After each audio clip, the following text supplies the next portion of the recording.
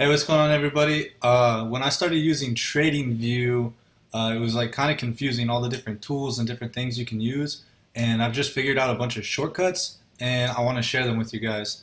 So, first one is going to be text templates. So let's grab a line, horizontal line right here. Let's say you were gonna, for whatever reason, this was going to be like a weekly resistance level. So you can actually type on here. So let's just type in weekly, and I want it to be on the left side, on the bottom of the line, black text, black line, and everything's good right there. But what I also want to do, we got to hit show text. So now see how it popped up over there, but I want to save this as a template. So now I'm going to call this my weekly. So every time you use the horizontal line tool, it's going to save the last thing you did. So if I just click here, it's going to throw the weekly because it's going to do the exact same thing that I had just done. However, let's just say this one happens to be a monthly key level. Now we're going to put it on the right, bottom still the same, and we're going to save this template as the monthly. Perfect. Alright, so now you can see it's over here on the right and the weekly is over here on the left.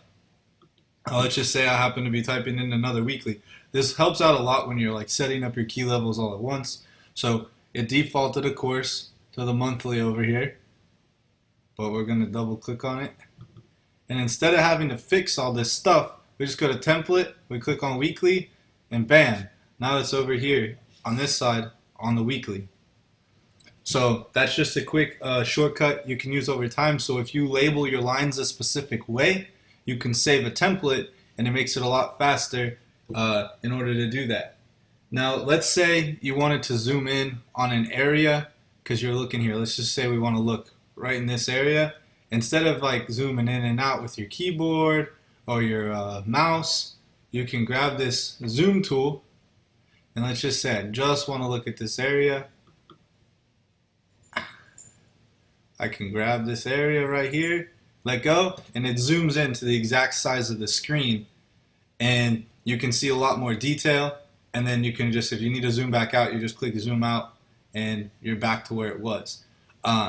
So if you grab it in a horizontal, like a rectangular fashion, it works out better because it's proportionally going to zoom in according to like the size of your screen. Alright, so that's number 2. Alright, so say you're drawing a zone. This can be number 3. Say we're going to draw a zone, and we're going to draw it right here. And I had just originally drawn it to here, but it never came back up in the market, and I don't want to mess up my precision, so I'm just going to double click on it, go to coordinates, and then I can extend this bar. So let's say I move this from 239 to 300, and each bar is each candle. Hit enter, and now it extended it out, and you could put 1,000 and then just let this thing run as long as you need to. So that's another one. Alright, so now one more thing with the horizontal line. Like let's say this weekly, right here, we just double click on it. Say I want it to be at an exact price point, you can just come here and you can type it in. So say I want this to be 1.32200, and I hit OK, and bam, it shot it right up here to 1.32200. So if you're trying to get that exact point with a line, you can just type it in too if you're having difficulty placing it.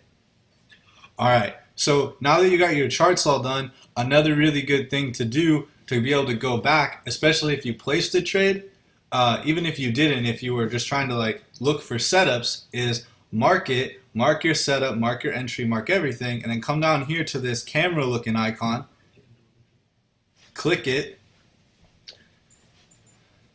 and then you click save image, and now it has a screenshot of your chart. So if you right click, you can hit save image as, and you can save this in a folder.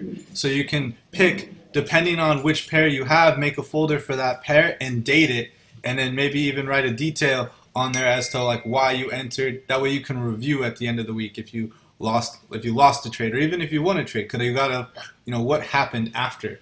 So you'll have a screenshot of beforehand, and instead of just having the history after, because it's easy to see what happened or why this worked or didn't work once you have all the data. But when you placed a trade, you couldn't see the future exactly. All right. So then let's say like right now we're on USD CAD on the 4-hour. Let's say I want to look at it on different time frames, but all at the same time. I can come up here and I can split my chart up. So now I have, so if you're looking for like a really good entry, now I have a 4-hour here. If I click inside this one on the top right and I go and I change it and go to the 1-hour, now that's a 1-hour, but this is still the 4-hour over here. Now let's say I'm in the bottom right. I can go to the 15-minute, and now I'm on the 15-minute. And if you notice, the crosshairs are showing up on all 3 charts. So if I come over here and let's just say, I'm just going to draw another zone, let's just say on this 15-minute, and I'm just drawing a box. I'm not even drawing a zone. It's putting it on all of the charts at one time. So I can sit there, if you like to go down to the lower entries, which you probably should, or lower time frames for your entries, which you probably should, you can literally be seeing everything happening at one time on multiple time frames. The max I like to do is 3 of them, because any more and the screens just get really small unless you have like a monster monitor. So that's pretty cool. I'm going to change it back to 1 screen. All right, so deleting drawing tools. So especially when you start marking the higher highs and higher lows and all sorts of different stuff, you're going to have a lot of stuff on your charts. Well, let's just say you messed up labeling something. On a Mac, you can just click it and then press delete, and it'll erase it. If you have a Windows, you have to click on your drawing tool that you use, like let's say this weekly line up here, and you have to click it and then hit Alt Backspace. If you just hit Backspace, it's going to like mess everything up. But if you hit Alt Backspace on a Windows, it'll work. Or if you just hit Delete on a Mac, it'll work. All right. So now, like, let's just say like everything's really crowded for some reason, and writing text isn't really an option close to where you want it. So let's just say I'm trying to label this. I don't really want to put any text there, but I can click this and drag that out. I can label it. I can use the certain colors that I want to use. And I can highlight it still with an ellipse tool, but I can actually pinpoint exactly what it was, but still get the text out of the way so it's not distracting. All right, and now let's say we are going to label higher highs and higher lows. I've seen people ask and get confused, and it took me a while to find this. Let's say this is a higher high. I'm not even sure if it is. I didn't even look, but if you click border right here, it'll throw a box around it. And you can also change the background color and everything. So that's one more thing. And then when you do these labelings with the callouts, you want to put the time frame that you're doing, because when you zoom in and zoom out, it looks like it's in another area. Let's say you labeled it on the daily, then you went to the 4-hour, then you went to the 1-hour, and then you're like, wait, that call out isn't even like on anything. What's wrong? And now you got to try to remember which time frame you placed it. So if you label it, like right here, it says 4 hours. So I know if I go back to the 4-hour, it's going to look and be in the right spot. And then a quick little thing I realized yesterday is on an uptrend for the higher highs and the higher lows, the H is on the left side. When you're in a downtrend, the L is on the left side. So let me just explain what I mean real quick, because I know that's kind of confusing.